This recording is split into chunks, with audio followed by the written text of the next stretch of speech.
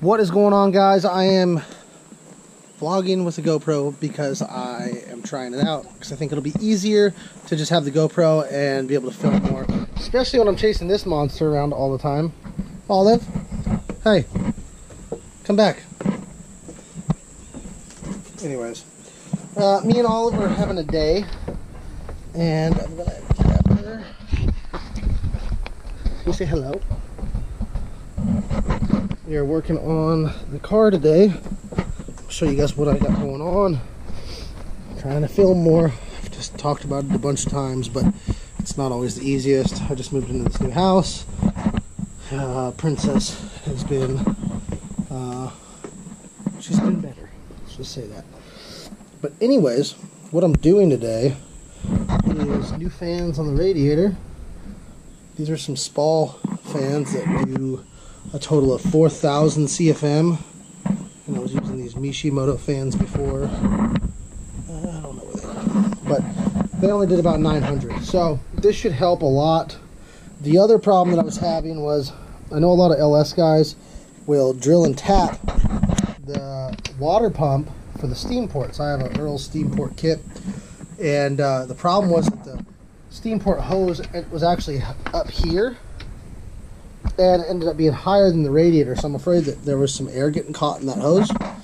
So now we are going to let's see if we can see it here.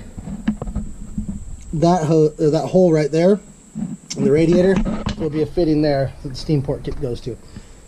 So until I can get a coolant expansion tank, I'm hoping that that is a solid fix and helps with the issue. Look at how tight this fitment is also with this spal fans. I had to actually get a swivel thermostat housing, and that ended up working. So on top of that, if you guys hadn't noticed before, well, actually you don't even know, but I hadn't painted the cage yet. Check that out. The cage is painted. It's looking pretty good. Just one thing at a time. I don't have a lot of time to actually work on this thing at all, actually. Like, probably 3 hours a week. It doesn't make it easy. Did you show how you're filming it? Yeah. Mode. So, I'm going to tinker with this today, and then we're going to listen to these fans and hear how crazy they sound. They sound like jet engines. So, as you can see, there's a 1/8 inch NPT to dash 3 male that connects to the dash 3 line for the steam ports. Now, it sucks because this has to run across here, and I barely had enough line, but once this radiator hose is back on, I'd like to think that it's less noticeable. It goes like this, actually. So, that goes like that. This goes like this. And yeah, we'll still have this. Look at this monster. When I say monster, I mean that the best way possible. You breaking those? Huh? I took for granted how easy it was to work on cars when you don't have a child. But I wouldn't have it any other way, huh, Laws? Olive? Hello? Olive just had a birthday, by the way, at Good Life. 1 year old. Big girl Olive. She's got all those teeth. Let me see those teeth. Hello? She's got lots of teeth. Thank you. Thank you. So now what I'm going to do is I've pulled off the throttle body so I could get to this. The throttle body kind of got in the way.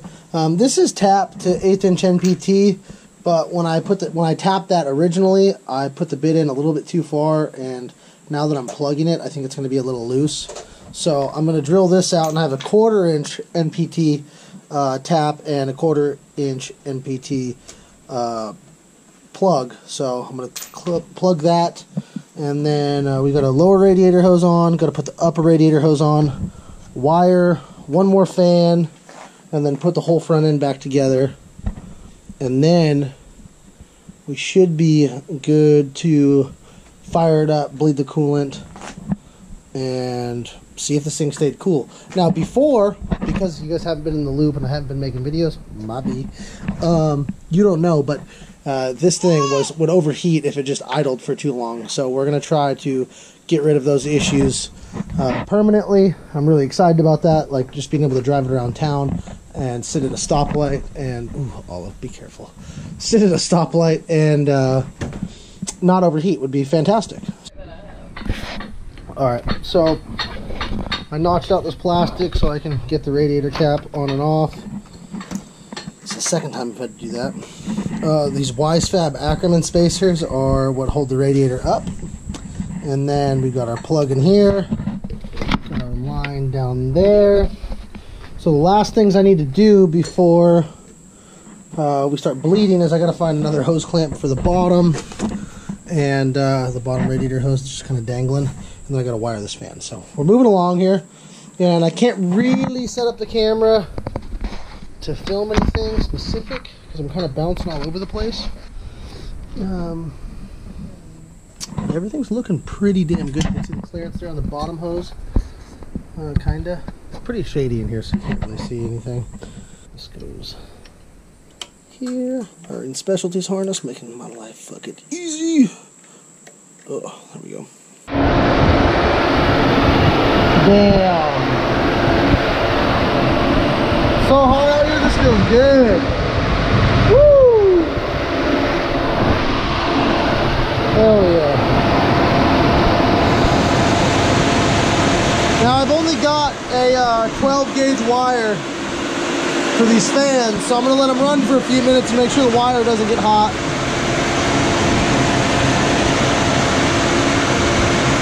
Damn, those are doing work.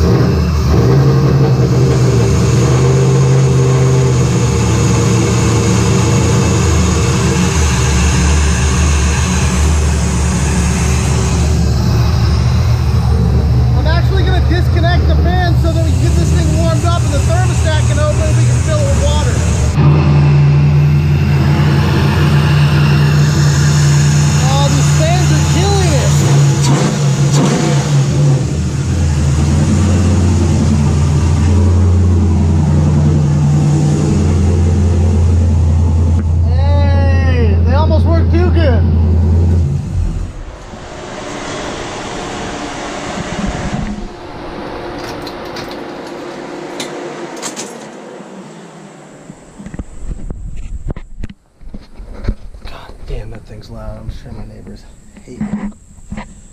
Not as loud as the S14 though, so they should be glad that I don't have the S14 here. Whew. So that's awesome. I started this project without filming it, but I went through so many ups and downs of trying to figure shit out and fit these fans in here. I mean, you can see it is a very, very tight fit. But I'm very, very happy that it worked out. Big thank you to AK at ISR and Enjuku for steering me in the right direction, helping me figure out what would work. The other thing was Chelsea Denofa, which good luck to you at FD this weekend. He suggested getting a different fan from a, oh, I can't even remember what it was. An old car that I guess blows like, or pulls like 9,000 CFM or something insane. But we got this, and it worked. And surprisingly, the stock relay for the fan setup in Z is holding up, and the wires are not melting or insanely hot. So, fucking shout out to Nissan. No leaks with our NPT fitting there or our NPT fitting down there. Bled to cool it. Fucking stayed cool. It is smoking a tiny bit in the back. So this thing needs to get back on the dyno and make sure everything's fine. But just trying to make small bits of progress here and there. The next time we're driving isn't until October 5th. I'm going to go down and see the boys at East 10 at Bristol. So, I mean, I got some time, which is nice for once, because usually you guys know how things go when it comes to prepping for a drift event. It's always last minute and a pain in the ass.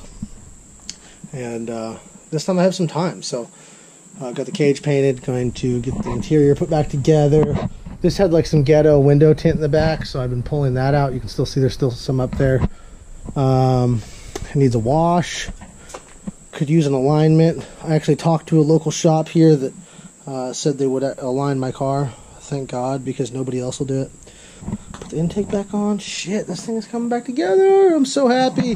Thanks for watching today's video, guys. I appreciate it. And I'm happy that now when I go to events, I don't have to stop every lap and let the car cool down, and we can just bust out ride-alongs and do all the fun shit that we like to do. So if you live in the Tennessee area or Kentucky area or even Georgia and want to make the drive up to Bristol for the East 10 event on the 5th, come hang out, come say hi. I'm going to hit those dudes up this week and tell them that I'm coming, because now I'm pretty confident that this thing is going to be ready to go. So, peace.